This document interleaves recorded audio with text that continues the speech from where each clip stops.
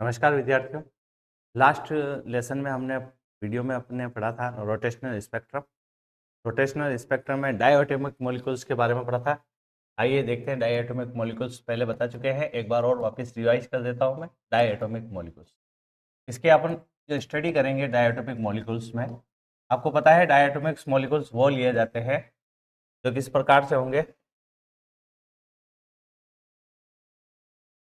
दो टाइप के होंगे, एक तो होगा रिजिड यानी कि दृढ़, और दूसरा होगा नॉन रिजिड यानी कि अदृढ़। तो बारी बारी से इसके बारे में स्टडी करेंगे इस क्लास में। पहले रिजिड रोटेटर के बारे में स्टडी की जाएगी।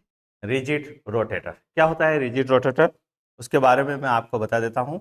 डायटोमेटिक मॉलिक्यूल्स में रिजिड रोटेटर जो होता है एक गुणित द्विपरमाणिक अणु होता है जिसके नाभिक एक निश्चित माध्य दूरी से पृथक होते हैं। को मुक्त घूर्णन जो अक्ष होता है उसे दृढ़ घूर्णक कहा जाता है। उसके मुक्त घूर्णन का अक्ष से दृढ़ घूर्णक कहा जाता है। लास्ट वाले वीडियो में हम इसके बारे में पढ़ चुके हैं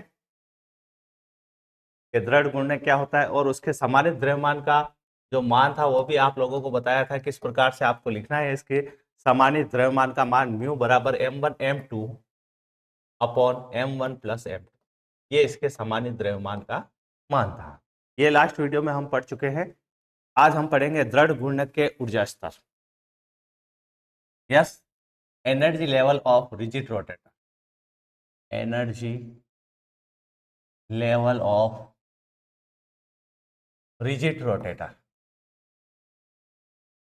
रिजिड रोटेटर किस प्रकार से रिजिड रोटेटर में ऊर्जा स्तर पाए जाते हैं उनके बारे में स्टडी करेंगे। रिजिड रोटेटर को कहा जाता है दृढ़ घूर्णक। दृढ़ घूर्णक ये एक डायटोमिक मॉलिक्यूल्स होता है। डायटोमिक मॉलिक्यूल आप लोग जान चुके हो। द्विपरमाणु अणु को डायटोमिक मॉलिक्यूल कहा जाता है। द्विपरमाणु अणु कैसे होंगे? HCl होगा, HBr होगा, CO होगा। ऐसे एटॉमिक मॉलिक्यूल होंगे जिनमें क्या होगा? द्विध्रुव आघूर्ण पाया जाता है। ध्यान रखना, खास करके द्विध्रुव आघूर्ण यानी कि स्थायी द्विध्रुव आघूर्ण पाया जाता है। उनमें इस प्रकार से आप काम करोगे। कौन से? रिजिड रोटेटर के बारे में। इसका एनर्जी लेवल अपन ज्ञात करने के क्या होता है? दृढ़ घूर्णक की तरह व्यवहार करने वाले द्विपरमाणु अणु होते हैं। ये दृढ़ घूर्णक की तरह व्यवहार करने वाले द्विपरमाणु अणु होते हैं जिनके घूर्णन ऊर्जा स्तर को आप श्रोडिंगर समीकरण से ज्ञात करोगे। श्रोडिंगर समीकरण कहाँ से स्टार्ट करेंगे? इसे श्रोडिंगर समीकरण से स्टार्ट करेंगे। इसका मान क्या होता है जो आप लोगों के सामने यहाँ रख रहा हूं मैं, देखना है। श्रोडिंगर समीकरण से इसका मान निकालेंगे, और इसका मान कैसे लिखा जाएगा? देखिए, ईजे बार बराबर H square upon 8 pi square I. ये इसका मान होता है 8 पाई स्क्वायर आई, और इसके साथ इसका मल्टीप्लीकेशन होता है जे और जे प्लस 1 का। ये मान जो होता है वो जूल में होता है। ध्यान रखना, ये मान किस में लिया जाता है? जूल में लिया जाता है। ये मान आपके जूल में लिया जाएगा। इस प्रकार से श्रोडिंगर समीकरण से इसका मान ये आता है। ये समीकरण आपको ध्यान रखनी है, ये इंपॉर्टेंट समीकरण है। इसी समीकरण से आप आगे की वैल्यू पुट आउट करोगे और ध्यान रखोगे किस प्रकार से मान आता है। जे होता है यहाँ पर घूर्णन क्वांटम संख्या का मान। जे बराबर होता है घूर्णन क्वांटम संख्या का मान। घूर्णन क्वांटम संख्या जिसका मान हो सकता है आपके पास 0, 1, 2, 3 एंड सो ऑन, यानी कि एक पूर्णांक संख्या के रूप में होता है। ये 0, 1, 2, 3, 4 के रूप में चलता है। इस प्रकार से ये गुणित क्षेत्र स्पेक्ट्रा, इसको क्या करेंगे? H बराबर क्या होता है? उसमें जो समीकरण में लिखा अपन ने, पीछे वाली समीकरण में देखिए यहाँ पर लिखा था अपन ने H। ये H क्या होता है? H होता है प्लांक स्थिरांक। ध्यान है आप लोगों को। I जो होगा वो जड़त्व आघूर्ण होगा। यहाँ लिख देता हूं मैं आगे की ओर इसको। H होगा प्लांक स्थिरांक। जानते हो आप लोग, प्लांक स्थिरांक का मान भी जानते हो, 6.6 इंटू 2 इंटू 10 की घात -34 जूल सेकंड। प्लांक स्थिरांक होता है ये H का मान, और I होता है जड़त्व आघूर्ण। ध्यान रखना, ये खास करके ये जड़त्व आघूर्ण। I क्या है? आपके जड़त्व आघूर्ण है। मोमेंट ऑफ इनर्शिया, इसे जड़त्व आघूर्ण कहा जाता है। घूर्णन क्षेत्र में स्पेक्ट्रा तरंग क्षेत्र के रूप में, आप तरंग संख्या के रूप में इसको लिख सकते हैं। घूर्णन क्षेत्र में स्पेक्ट्रा को जो लिखा जाएगा वो तरंग संख्या के रूप में लिखा जाएगा। तरंग संख्या को लिखा जाता है hc से। ध्यान रखना आप, न्यू बार बराबर hc से लिखा जाता है। किससे लिखा जाता है? न्यू बार बराबर एच सी से। ये होता है तरंग संख्या का मान, ध्यान रखना। आगे वाले पहले वाले वीडियो में अपन ने बताया था, क्लासों में बताया था, न्यू बार बराबर एच सी, ये होता है तरंग संख्या का मान। ये मान आप वहां रखोगे समीकरण 1 में। ये थी समीकरण 1, देखिए आप, ये थी आपकी समीकरण नंबर 1। इसमें ये मान रखोगे न्यू बराबर एच सी, तो क्या मान आएगा देखिए आप, यहां रख करके आपको बता देता हूं। ई जे बार बराबर हो जाएगा एच स्क्वायर अपॉन, यहां रखोगे एच और सी का मान, और फिर हो जाएगा 8 पाई स्क्वायर आई। तो एच स्क्वायर से ये एक एच कैंसिल हुआ। अब आपके सामने मान दिखाई दे रहा होगा ई जे बराबर एच 8 पाई स्क्वायर आई सी, ठीक है ना। इस प्रकार से अब ई जे वैल्यू क्या हो गई है, ई जे बराबर हो गया, ई जे बार बराबर हो गया आपके एच अपॉन 8 पाई स्क्वायर आई। इस प्रकार से ये आपके गुणन क्षेत्र स्पेक्ट्रा का मान आया है, ई जे बराबर E J H square H upon 8 pi square I C. ये मान जो होगा वो आपके सेंटीमीटर इनवर्स में होगा। ये आगे रखेंगे जूल जे जे प्लस 1 का मान, ये सेंटीमीटर इनवर्स में मान होगा। ये खास करके आपको ध्यान रखना, इससे ये वैल्यू निकलते ही। ये फाइनल इक्वेशन है आपकी। यहाँ पर इसको लेंगे आप घूर्णन स्थिरांक के रूप में, इस पूरी समीकरण को लेंगे आप घूर्णन स्थिरांक के रूप में, यानी कि h बराबर क्या लोगे आप, h upon 8 pi square I सी को b के बराबर लिया जाएगा। क्या लिया जाएगा, b के बराबर। एक वैल्यू रखनी है आपको b के बराबर, इसको मान लेते हैं। b होगा यहाँ पर घूर्णन स्थिरांक।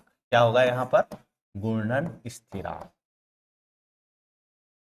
ये इससे एनर्जी लेवल ज्ञात किया जाएगा। किस प्रकार से आएगा एनर्जी लेवल, आप ध्यान रखना। आप अभी यहाँ पर एक फॉर्मूला पुट होगा, उससे ई जे की वैल्यू निकलेगी आपके, ध्यान रखना। घूर्णन स्थिरांक है, बी बराबर है घूर्णन स्थिरांक। तो इस प्रकार से यहाँ पर आप क्या रखोगे, यहाँ पर इसकी वैल्यू बी रखोगे, तो क्या मान आएगा, ये ई जे बार बराबर, ई जे बार बराबर आ जाएगा आपके मान बी डॉट जे, यानी कि उसके साथ गुणा है, और जे प्लस, ये कंप्लीट मान आपके ई जे बार का मान है, ध्यान रखना है आपका। ये है दृढ़ घूर्णक का ऊर्जा स्तर, दृढ़ घूर्णक का ऊर्जा स्तर का मान है। इस प्रकार से आपको ध्यान रखना है, ये सेंटीमीटर इनवर्स में हुआ। यह दृढ़ घूर्णक ऊर्जा स्तर का मान है, इसको आपको ध्यान रखना है। ई जे बराबर बी जे जे प्लस 1। अब अलग अलग ऊर्जा स्तर का मान आप अलग अलग के लिए निकाल सकते हो। किस प्रकार से निकालेंगे, जो देखिए आप, ये समीकरण आपको खास करके ध्यान रखनी है, इसी से आप वैल्यू निकालोगे। जैसे देखिए, जे बराबर 0 रखने पर, जे बराबर 0 रखने पर, इस प्रकार से इस समीकरण को आप आगे की ओर सोल्व करोगे। इस प्रकार से मान आएगा, देखिए आप जे बराबर 0 रखोगे, यानी कि अपने पास समीकरण थी ई जे बार, यानी एनर्जी लेवल का जो दृढ़ घूर्णक ऊर्जा स्तर है, उसका मान क्या हो जाएगा, बी डॉट जे और जे प्लस 1। ये अपने पास फाइनल इक्वेशन थी, और इसी फाइनल इक्वेशन से आप मान ज्ञात करोगे। इसका जो होगा वो सेंटीमीटर इनवर्स में चलेगा। ईजे ईजे का मान आप निकालोगे कि तो किस प्रकार से आएगा, ईजे बार बराबर ये मान हो जाएगा बी डॉट 0, और जे का मान 0 है, इसलिए इस प्रकार से मान रखोगे तो इस प्रकार से मान आ जाएगा, यानी कि इसका टोटल मान आ जाएगा 0।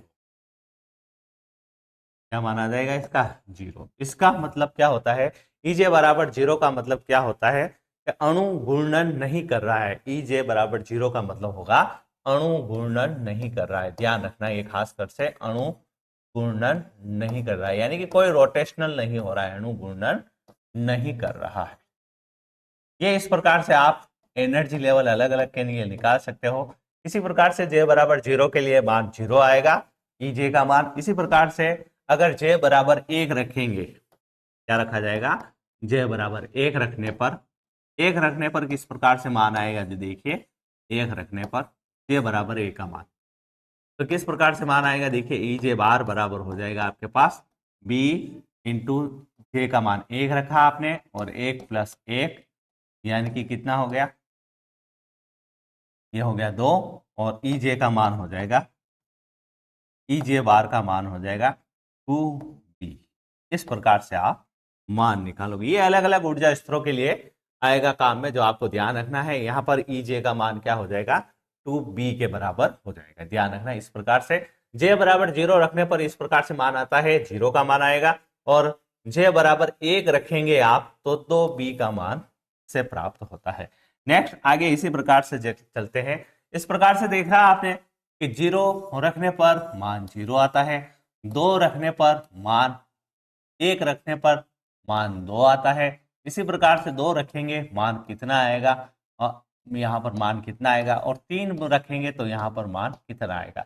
इस सब को क्या है, एक पूरे एक समीकरण से मैं आपको समझा देता हूं। इस प्रकार से आप एक एक करके भी इसका मान रख करके ज्ञात कर सकते हो कि j बराबर 0 रखने पर मान क्या आता है, j बराबर 2 रखने पर मान क्या आता है, j बराबर 3 रखने पर क्या मान आता है। अगर j बराबर अपन ने 1 रखा है तो इसका मतलब होता है अणु न्यूनतम कोणीय संवेग रखता है। जैसे पीछे वाले में बताया था j बराबर 1 रखा आपने, तो इसका मतलब होगा अणु न्यूनतम कोणीय संवेग रखता है, न्यूनतम कोणीय संवेग रखता है। इस प्रकार से ये मान आते हैं और इनकी मतलब क्या होता है जो भी आपको ध्यान रखना है। j बराबर 0 का मतलब होगा जो 0 रखा आपको अणु घूर्णन नहीं करता है, ध्यान रखना ये अणु घूर्णन नहीं करता है। और दूसरा j बराबर आपने 1 रखा तो इसका मतलब हुआ अणु न्यूनतम कोणीय संवेग रखता है। इसी प्रकार से मैं आपको एक प्लॉट के द्वारा बता सकता हूं किस प्रकार से EJ का मान होगा और किसी प्रकार से आपके J का मान कहाँ रखेंगे और EJ का मान कहाँ रखेंगे, एक एनर्जी लेवल के द्वारा बता सकता हूं। इसका डायग्राम आपको बनाना है और ध्यान रखना है किस प्रकार से याद किया जाता है वो भी आपको बता देंगे। देखिए एक एनर्जी लेवल डायग्राम है इसका, अपने टॉपिक का नाम ही यही है कि इसका एनर्जी लेवल, यहाँ पर जे रखा और यहाँ पर EJ का मान आएगा। किस प्रकार से J का मान आएगा और EJ का मान आएगा, देखिए आप यहाँ पर यदि J बराबर 0 रखते हैं तो इसका मान EJ का मान भी 0 आता है। याद रखना आप 0B, यहाँ आगे भी लिखते जाओगे इसके।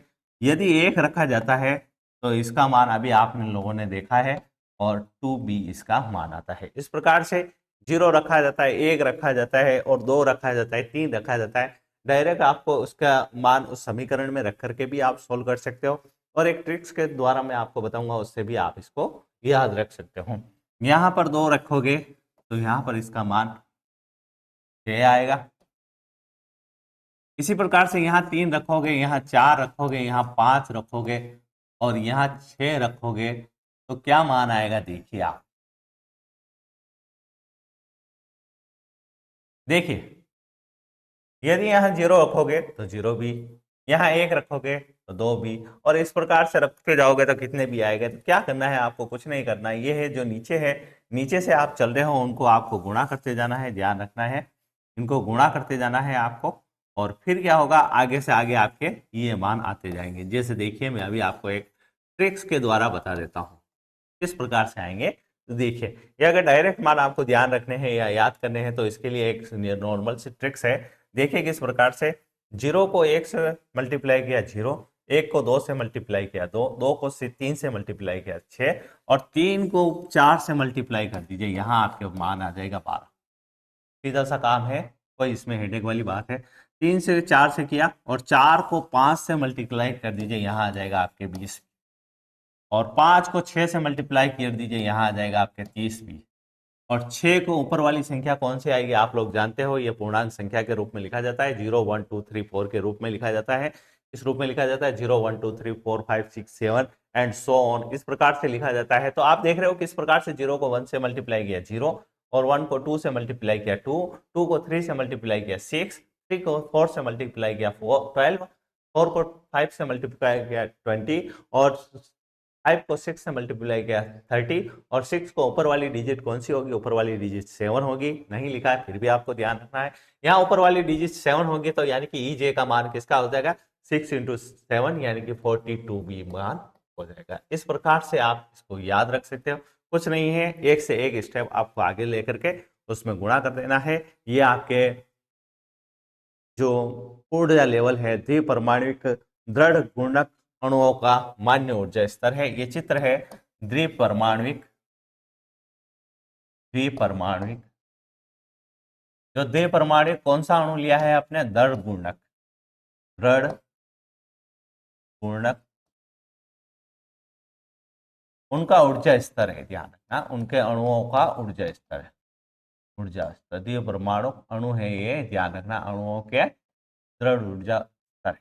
ये इस प्रकार से इसका एक नॉर्मल सा डायग्राम है, ये आपको ध्यान रखना है, ये पूछा जाता है, ये बहुत ही इंपॉर्टेंट है कि किस प्रकार से आप दृढ़ गुणक के ऊर्जा स्तरों के बारे में पता लगाएंगे। इस प्रकार से एक छोटा सा डायग्राम है, इसे आप अपलोड करना जरूरी है, ध्यान रखना। श्रोडिंगर वेव इक्वेशन से लिखा जाता है इसको, H/8π² इसका मान आता है, J+1, और इस प्रकार से इसको लिखा जाता है, ये आप खास करके ध्यान रखना। नेक्स्ट टॉपिक है अपना selection rules of rotational spectrum.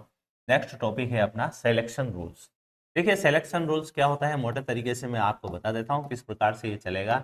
Selection rules ध्यान रखना आपके हर एक टॉपिक में आएगा, किस प्रकार से आएगा देखो बता देता हूँ। ये अभी चल रहे हैं अपन रोटेशनल स्पेक्ट्रम, अभी जो टॉपिक चल रहा है वो रोटेशनल स्पेक्ट्रम का चलेगा। नेक्स्ट जो टॉपिक चलेगा वो वाइब्रेशनल स्पेक्ट्रम का चलेगा, और फिर रमन स्पेक्ट्रम का। इन सब में क्या होगा, 3 या 4 टॉपिक ऐसे हैं जो सेम होंगे, जिसमें एक तो है ये आपके सिलेक्शन रूल्स, दूसरा है स्पेक्ट्रल इंटेंसिटी, और एक है आइसोटोपिक इफेक्ट।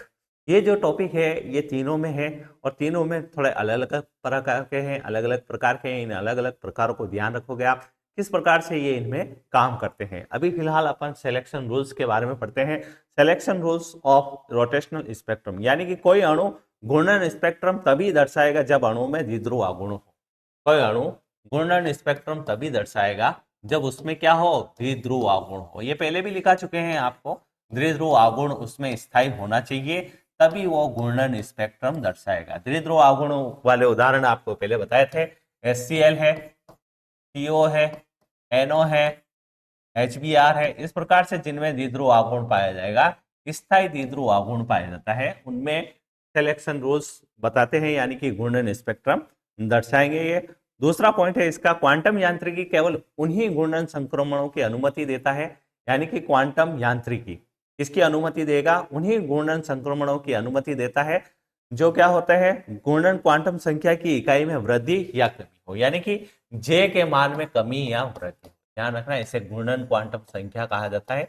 J को क्या कहा जाता है, घूर्णन क्वांटम संख्या। जो आपने वैल्यू निकाली J का, वो इसी से रिलेट है, घूर्णन क्वांटम संख्या का मान में क्या होगी, या तो कमी होगी या फिर वृद्धि होगी। ध्यान रखना, प्लस और माइनस का मतलब ये होता है, उसमें या तो वृद्धि होगी या फिर कमी होगी, यानी कि घूर्णन क्वांटम संख्या की इकाई में वृद्धि या घूर्णन होगी। यानी कि ऊर्जा स्तरों में संक्रमण केवल समीपस्थ घूर्णन स्तरों के लिए ही सीमित होता है, यानी कि समीपस्थ घूर्णन स्तरों के लिए सीमित होता है। ये समीपस्थ घूर्णन स्तरों के लिए सीमित होता है, समीपस्थ घूर्णन स्तरों के लिए, घूर्णन स्तरों के लिए लिमिट में होता है, ये के लिए सीमित होता है, के लिए सीमित होता है, के लिए सीमित होता है।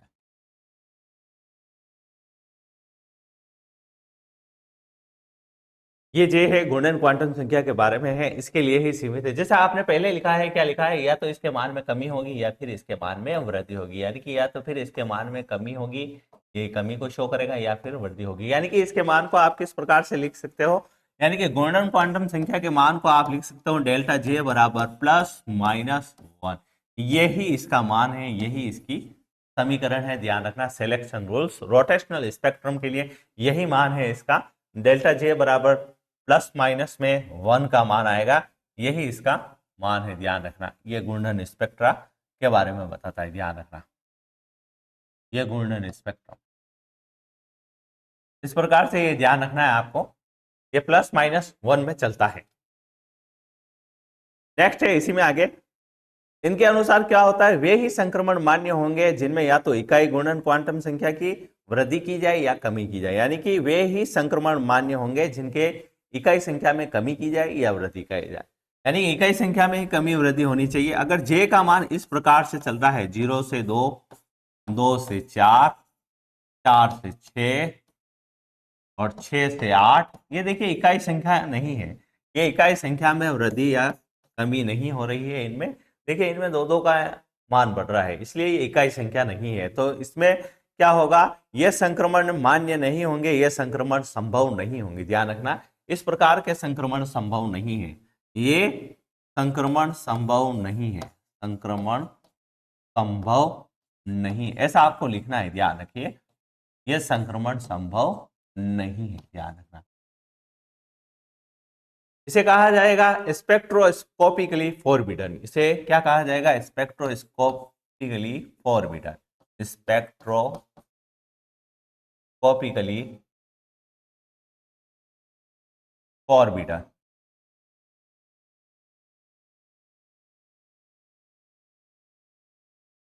ये स्पेक्ट्रोस्कोपिकली फॉरबिडन क्षेत्र है, इसमें आपको ध्यान रखना है। ये खास करके है जे बराबर प्लस माइनस का मान, और दूसरा है 0, 2, 2, 4, 4, 6 इस प्रकार से संभव नहीं है। क्यों संभव नहीं है, इसलिए संभव नहीं है क्योंकि इनका मान इकाई बढ़ता है या इकाई घटता है, इस प्रकार से ध्यान रखना। दूसरा इसका नेक्स्ट पॉइंट इसी में आपके लिया जाएगा, किस प्रकार से है, जो जिन द्विपरमाणिक अणुओं में इलेक्ट्रॉनों का चक्रण पूर्ण रूप से युग्मित होता है उनके लिए ये नियम कठोरता से लागू होता है। यानी क्या है, जिन द्विपरमाणु अणुओं में इलेक्ट्रॉन चक्रण पूर्ण रूप से युग्मित होगा, यानी कि इलेक्ट्रॉनों का चक्रण पूर्ण रूप से युग्मित होता है, इलेक्ट्रॉनों का चक्रण पूर्ण रूप से युग्मित होता है, पूर्ण रूप से युग्मित होता है,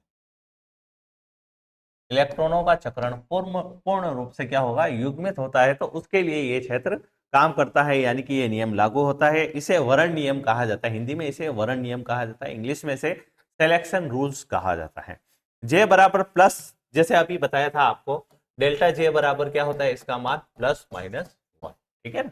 इस प्रकार से अगर जे का मान प्लस में होगा, जे का मान किस रूप में होगा, प्लस में होगा, यानी कि +1 के रूप में होगा, तो अणु ऊर्जा का अवशोषण करता है, ध्यान रखना। तो क्या होगा, अणु ऊर्जा का अवशोषण करता है, ये ऐसा आपको लिखना है और ध्यान में रखना है, अणु ऊर्जा का अवशोषण करता है, अणु ऊर्जा का अवशोषण करता है। ये खास करके बात है, इसमें प्लस का मान क्या होगा, प्लस का मान क्या होगा, इसके मतलब क्या होगा, किस प्रकार से इसको लिखा जाएगा। इसी प्रकार से अगर माइनस है, इसी प्रकार से अगर माइनस है तो इसको क्या लिखा जाएगा, देखिए इसको लिखा जाएगा, अगर -1 है तो अणु जो होगा उसका उत्सर्जन होगा, उनकी ऊर्जा का उत्सर्जन, अणु ऊर्जा का उत्सर्जन होगा, ध्यान रखना, उत्सर्जन करता है। यहाँ पर ये एक बार अवशोषण हुआ, दूसरी बार क्या होगा, उत्सर्जन करता है। ये खास करके है आपके, देखिए सिलेक्शन रूल, रोटेशनल स्पेक्ट्रम का पूरा सिलेक्शन रूल है। द्विध्रुव आघूर्ण वाले यौगिक होने चाहिए, इस प्रकार का होना चाहिए इसमें संक्रमण, और उनके गुण संक्रमण के लिए जे का मान जो होता है वो धनावेश या ऋणावेश हो सकता है, यानी कि इकाई मान में कमी हो सकती है या इकाई मान में वृद्धि हो सकती है। और इस प्रकार से इसके समीपस्थ गुणन ऊर्जा स्तरों के लिए सीमित होता है, डेल्टा जे बराबर +-1 होता है। जे बराबर 0, 2, 2, 4, 4, 6, 6, 8 इस प्रकार का संक्रमण यहाँ संभव नहीं है, इसे कहा जाएगा स्पेक्ट्रोस्कोपिकली फॉरबिडन, ध्यान रखना, खास करके एक वर्ड काम में लिया जाएगा इसके लिए, स्पेक्ट्रोस्कोपिकली फॉरबिडन, ये वर्ड इसके लिए काम में लिया जाता है। दूसरा आगे अपन ने पढ़ा है इसके बारे में कि जे का मान +-1 का मतलब क्या होता है, कि जे का मान प्लस का मतलब होगा अणु ऊर्जा का अवशोषण करता है, और माइनस का मतलब होगा जे मतलब अणु ऊर्जा का उत्सर्जन करता है। ये इलेक्ट्रॉनों का चक्रण पूर्ण रूप से युग्मित होगा तभी ये संभव होगा। तो आज के लिए, आज की क्लास के लिए इतना ही। नेक्स्ट क्लास के लिए स्पेक्ट्रल इंटेंसिटी पढ़ा जाएगा और मैक्सवेल वोल्टेज मान का नियम किस प्रकार से वितरण लो है उसके बारे में स्टडी की जाएगी। धन्यवाद।